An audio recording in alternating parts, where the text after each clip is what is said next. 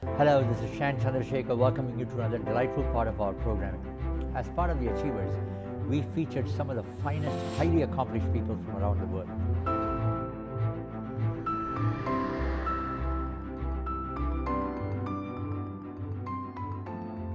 We have an extraordinarily distinguished guest in the studio here with us today. He's the leader of the NDP, the New Democratic Party of Canada, and he's also the leader of the official opposition to the Government of Canada, none other than Honourable Thomas Mulcair. Mr. Mulcair, what an honour to have you in the studio. Shan, thank you for the kind invitation. It's great to be here with you. It's a pleasure seeing you. We've featured you through many of our community functions that you've attended in the past, and our camera crews have all been there, but it's absolutely a pleasure to invite you to our studio, and this is the first formal studio session that we have. It is, and what an impressive place this is. ATN is an amazing outfit. I've had the great pleasure of visiting a lot of your installations here today, and it's extraordinary. 54 different channels, 10 different languages. Amazing work that you and your wife have done building up this great company of yours. Congratulations. Thank you so much. That's awfully nice of you. We've had the pleasure of having the Honourable Jack Layton here more than once in the past. And his presence on our network has always generated tremendous response from across the country. And it's wonderful to have you because I know you worked with Honourable Jack Layton. So tell me about your interaction with him in the past to start with. Well, Jack and I first met when he was president of the Canadian Federation of Municipalities. He was in that role because he was deputy mayor of Toronto, and he had gone on to that, and they were having their annual meeting in Chambéry-Laval, Quebec, where I represented that area in Quebec City. So Jack and I met then for the first time. I'd actually known his dad, the Honourable Robert Layton, who was, as you know, a cabinet member of Mr. Mulroney's government. So Jack and I hit it off well, and then when I left the Quebec provincial government in 2006, Jack called through some of his colleagues and said, why don't we sit down and chat? You see, in Quebec City, I was the environment minister, and I had refused to sign an order in council that would have transferred land in a provincial park to private developers. And I left cabinet at that point. When I was being moved out, I simply declined, and I left cabinet. Jack knew that. He had a background in environment as well. So we sat down, and he invited me to Quebec City in September of 2006 to give a speech on the Sustainable Development Act that I had brought in Quebec. That went well. And Olivia, Jack's wife, my wife Catherine, and I had a nice supper in the fall of 2006, and we continued to talk. I'd been approached by different parties to do different things, but despite the fact that the NDP had never won a seat in a federal general election, it was Jack's vision that was, for me, closest to my values. And we said, look, I'm going to accept his offer to become his Quebec lieutenant.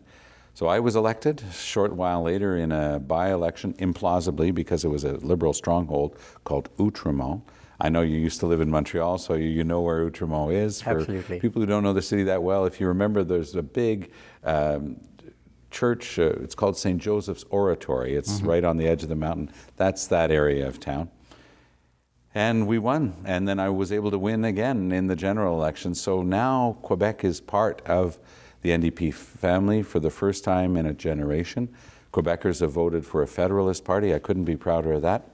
And as we approach this fall's election, we're very hopeful that progressives in Quebec and in the rest of Canada are going to work together for an optimistic, positive view of what we can accomplish together. Tell us about the key result areas that you're concentrating on in terms of the platform that you're building for the NDP party. What are the major issues that you would be addressing? Well, as I travel across Canada, the thing that I hear the most is that people want change. That's what they tell us the most. And that change is in different areas.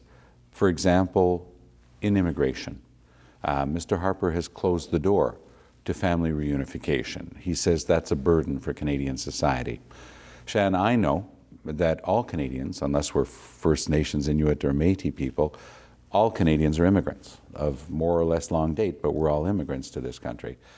The country was built by immigration, so it's not by shutting the door to family reunification that we're going to make Canada stronger. We're going to make Canada stronger by having an intelligent, open immigration policy where families can get together. Sometimes that winds up being the best social program, is to have all the generations of the family together, taking care of each other. We have a different approach, therefore, on immigration. On the environment, we have a very strong approach. As I mentioned, when I was in Quebec City, I brought in strong sustainable development legislation. I went so far as to change the Quebec Charter of Rights to include the right to live in a clean environment right in the Charter of Rights. So that's the type of thing we would do federally on the environment. Mr. Harper and Mr. Trudeau, they're not very respectful of the environment in their policies, and we would make sustainable development a reality. You can't continue doing what the Liberals and the Conservatives did with the type of development that they've allowed. We have to apply basic rules of sustainable development like polluter pay. Include the cost of the pollution for the person who's creating it. That's something that we would do. On the economy, we also have a different approach. They've given massive tax reductions to Canada's largest corporations. We would change that. And socially, there are things that we can and should be doing. I'm thrilled that the boards of trade and the chambers of commerce across Canada are supporting the NDP's idea of $15 a day quality childcare. I was in Surrey, British Columbia recently with the Surrey Board of Trade. Very strong support for that, and it's understandable. Today, Shen, if you were to ask any Canadian businessman whether they would trade Canada's health system, which is free, universal public health care, and go to something more like the American system, they'd all say no. Because they know that sometimes American business wind up with these massive unfunded liabilities for health care for past employees. Well, in Canada, we've taken care of that. But you know who that idea came from? From the NDP of Tommy Douglas. So this is our history. This is who we are. We're going to continue to work very hard in the years to come to make sure that Canada maintains that healthcare system, that we build new things that are good for the future and good for business, not just for families, like quality, affordable $15 a day childcare. And we want Canadians to have a decent living wage. So we'll bring up the federal minimum wage as a signal for provinces to follow suit. We think that $15 an hour should be the minimum wage. Interesting. You know, I heard you mention about Tommy Douglas. People like Tommy Douglas and Ed Broadbent, these were all pioneers in terms of building the party. You know, it's a tremendous opportunity for you following their footsteps now. What kind of role models were they when you were young growing up? Well, Tommy Douglas, I mean, was an icon of Canada, and even though I was still a young person, I was starting to learn my political science in the early 70s, and of course Tommy Douglas's ideas for maintaining Canadian control, for example, of some of our resources, making sure we would develop them here, making sure we would add the jobs here. That's the right way to develop our natural resources, and it continues to be our approach, adding value to what we already have instead of sending it off raw. Ed Broadbent continues to be a friend. He wrote a foreword for my upcoming biography, and I couldn't be prouder than to count him as a friend. A very smart man, a mentor in many ways to everyone in the NDP, who's always had a tremendous vision of what we could accomplish. But this is the first time we've been the official opposition, so I'm building on the foundation laid down by people like Jack Layton, like Ed Broadbent, like Alexa McDonough, like Tommy Douglas. So the party has a proud tradition. We've been around for about 55 years now as the NDP. Prior to that, it was called the CCF. So again, it had roots working with communities, working with the rural communities, working with labor, and these are proud traditions in the NDP, and this is our bedrock support. Parliamentary behavior has considerably changed now, ever since the in-camera sessions were no longer there, and now it's all public because CPAC broadcasts the entire session. What impact has that had? Because you're very issue-oriented. So tell me about this particular aspect of it. I think that's a good observation, because long before social media became the norm, starting to broadcast what happened in Parliament had an effect. I would have wished it would have had more of an effect on people's behavior, because there's still quite a bit of screaming in Parliament. I come from a family of 10 children, and I'm the second oldest. So that's good training to be in question period, because there's a lot of screaming around you as you're trying to ask a question. So I've learned how to concentrate despite a lot of background noise. But I think that it's good that the Canadian public gets to see, and even if the Prime Minister refuses to answer, which he usually does, refuse to answer, Canadians can interpret that in relation to the question that he was just asked. And that's why Canadians are quite disappointed with Mr. Harper, who, by the way, is showing up less and less for question period. And I don't think that shows respect for our democratic institutions. In which way do you think the NDP philosophy is completely different? What's so unique about your ideology? I think that economically there's a strong difference. The Conservatives and the Liberals agree with them on this, have dropped the corporations taxes for the largest corporations by the order of about $50 billion. That has removed the ability of the state to to provide for people properly. So we're going to say very openly that those corporations will see their taxes rise moderately, but in a way that will allow the state to be able to continue to do work. Right now in Canada, 7 out of 10 people don't have a pension. The laissez-faire attitude of the Liberals and the Conservatives would just allow that to continue. They don't care about manufacturing jobs. 400,000 good manufacturing jobs have been lost while Mr. Harper was in power. Mr. Trudeau says, forget about it, they're not coming back. We believe in a strong, positive role for government in the next generation of well-paid manufacturing and other jobs. What do I mean by a well-paid job? Well, it's a job with enough of a salary for a family to live on, and it does come with a pension. So, for example, in green renewable energy, there are trillions of dollars that are going to be spent around the world. Canada has great engineering faculties, great technical institutes, great minds, but the government doesn't believe in a positive role for the state in helping create that next generation of jobs. The NDP does. That doesn't mean running companies. That doesn't mean doing this in the place of the private sector. But it means creating the conditions so that we can win. Here, you've built up something extraordinary. There are often tax credits. There are often ways of using the levers of the state to create a good result. Toronto is one of the top 3 cities in North America for high-level production. Movies, TV shows. A lot of American TV shows are actually shot here in Toronto. That's a good thing for the economy, but it takes some vision, it takes some core belief of a government in a positive role for the state. That's where the NDP differs from the Conservatives in particular. No matter who is in power, which party is in power, 5 fingers in your hand is not the same length. People are different. Many people get elected. You can't win them all. There's an element of trust that goes on between the leader and their own party members. But what happens in a government is that it's like saying, I've got a lovely jug of milk for you, but I'm sorry, I only put a teaspoon of poison in it. When that happens with, scandals on these kind of issues that come up, how does that affect the nation in terms of morale building? Well, the Senate is, frankly, a relic of our British colonial past, a vague imitation of the British House of Lords. It's unelected, and therefore it's undemocratic, and as we've learned, it's unaccountable. They take whatever money they want, they make up rules, they do whatever they want. I don't think that has any place in a modern democratic society like Canada. A free, open, democratic society shouldn't have unelected people, and the worst thing is most of them are actually defeated candidates, people who have been rejected by the voters and that Mr. Harper puts back in. So we would get rid of the Senate, and it's a lot of work. But I've never shied away from hard work, and we go after these jobs because all the easy decisions have already been taken. So we're going to work hard to abolish the Canadian Senate, and I think that would have a good effect on the House of Commons. People would pay a lot more attention to it. 40% of Canadians stayed home and didn't vote in the last election. 65% of young people didn't vote, 2/3.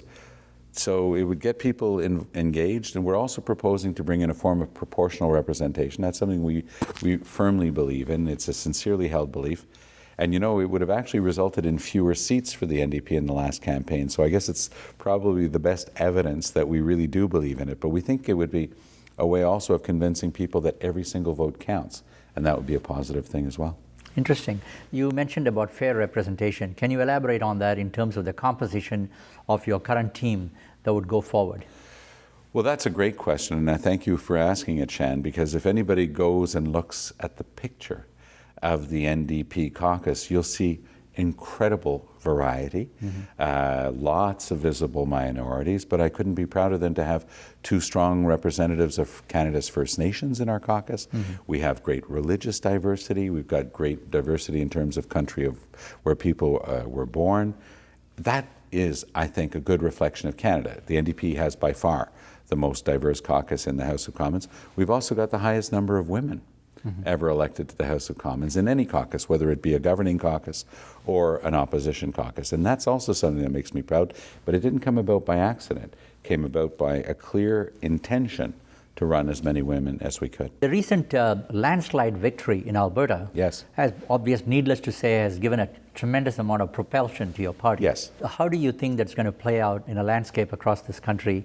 Now, what would happen if Alberta announces a budget, and if there is a deficiency in that budget, how would it negatively impact? Or if they don't do it, would it have a positive influence? Well, I couldn't be prouder than to see the extraordinarily strong, stable NDP majority government that was elected in Alberta. Rachel Notley's government has been doing a series of things that are very well balanced, that are being well received overall.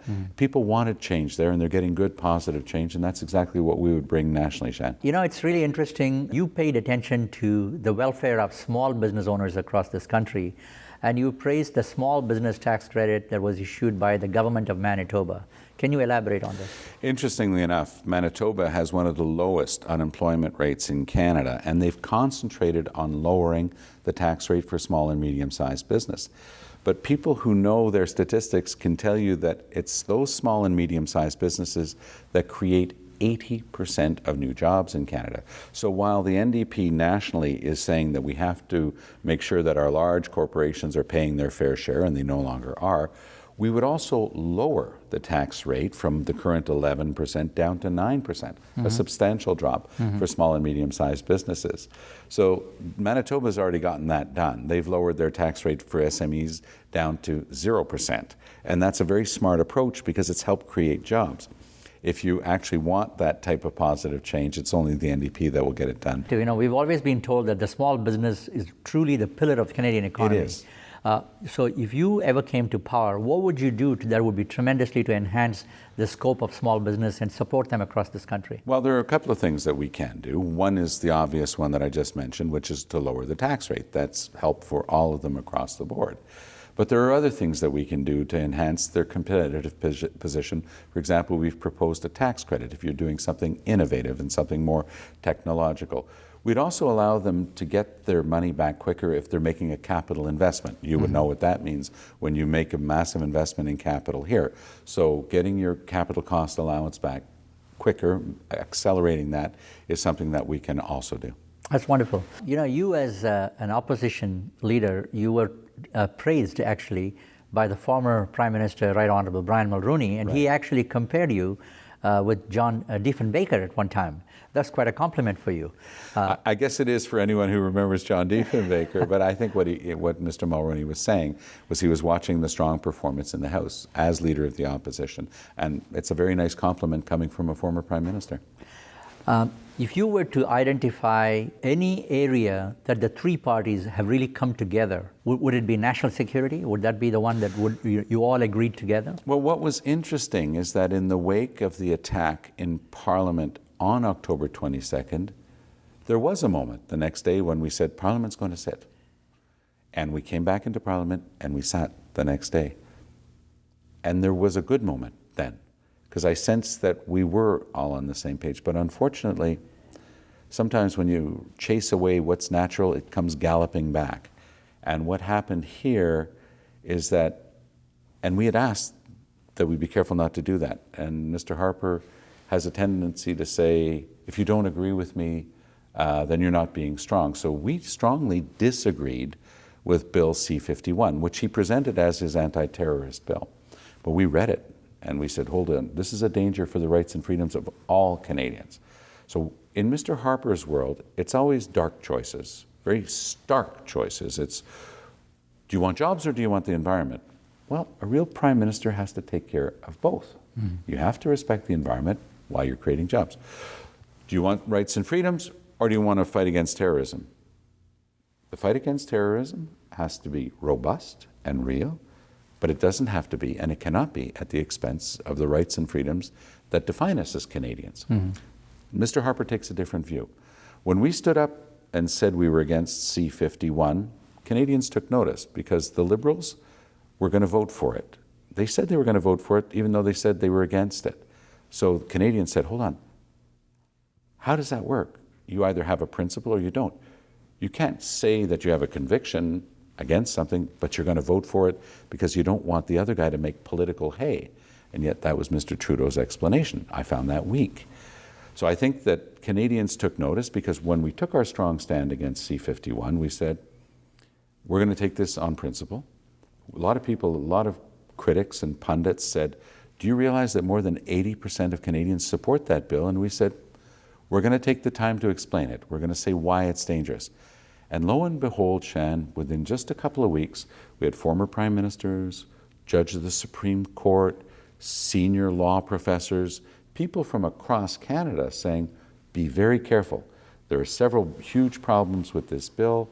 The government hasn't been able to prove the case for a single one of its provisions, and the NDP is categorical. We will abolish this bill purely and simply when we form government. Any new case that can be made for something that might be missing will be done in a very open forum, and we would discuss it very openly. But the government never made the case for any of the provisions of that bill, and we went through the whole process. So Canadians looked at the NDP very differently at the end of that process, and they said they took a strong position of principle. They explained why the bill was dangerous, and they voted, they're conscious, they voted against it, and people liked that. What they didn't like was Mr. Trudeau throwing in his lot with Mr. Harper on Bill C-51. I'm going to continue to do what the NDP's always done, which is to fight strongly. You mentioned Tommy Douglas. You and I were both in Quebec in the early 70s. You probably remember the War Measures Act, where almost 500 Quebecers were taken out of their homes by the police in the middle of the night, thrown in jail, no charges, not a single trial, not one person was ever convicted of having done anything wrong. That's what we have to avoid. The FLQ crisis as well. But don't forget, there was only one party in Parliament that had the courage to stand up and say, in Canada, you do not put people in jail without charge, you don't behave that way, and that was the NDP of Tommy Douglas. We were both talking about him at the beginning. So that's our proud tradition, that's our history, that's who we are, those are our convictions, those are our bedrock values, and that's what we'll continue to defend. Well, Mr. Mulcair, it's been an absolute pleasure having you in the program with us. Nice to see you again, Shan. We would look forward to having you back very, very soon. It would be great to be back, and thank you for again having me in today. Well, I was able to see what 154 kilometers of cable looks like as I was visiting. It's an extraordinary outfit you have here, and interestingly enough, one of the most important assets is this massive library that you have that's going to be digitized and available to people to access much more readily in the future. I think that's a magnificent accomplishment, and I think the Canadians should know a little bit more about what ATN has managed to accomplish, and I congratulate you again. Thank you so much. If you ever became the Prime Minister, will you still keep in touch with us? Will you still come back and visit us? Right here in this chair. It's a very comfortable studio. It's a promise. It is a promise. That's awfully nice of you. It's Great a real to see you. pleasure having you in the Thank you. show with us. Thank you.